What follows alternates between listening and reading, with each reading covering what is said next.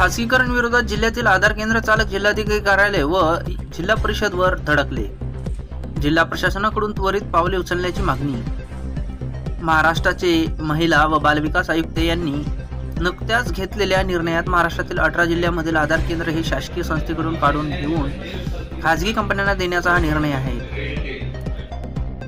Airtel लिमिटेडला दिला आहे।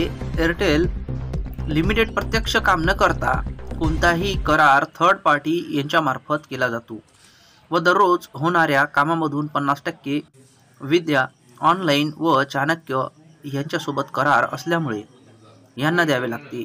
यामध्ये कोणती गोपनीयता व सुरक्षता नाही। यामुळे आधार संच प्रशिक्षण नसलेल्या व ज्यादा पैसे देणाऱ्या खासगी व्यक्तीला देण्यात येऊ शकतो। यामध्ये भ्रष्टाचारही होण्याची शक्यता बोलली जात आहे। भारतातील नागरिकांची ओळख सत्यापित करण्यासाठी आधार कार्ड ही महत्त्वाची ओळखपत्र प्रणाली ठरली आहे। मात्र सध्या आधार यंत्रणा आणि मशीनच्या खासगीकरणाबाबत चर्चा सुरू आहे।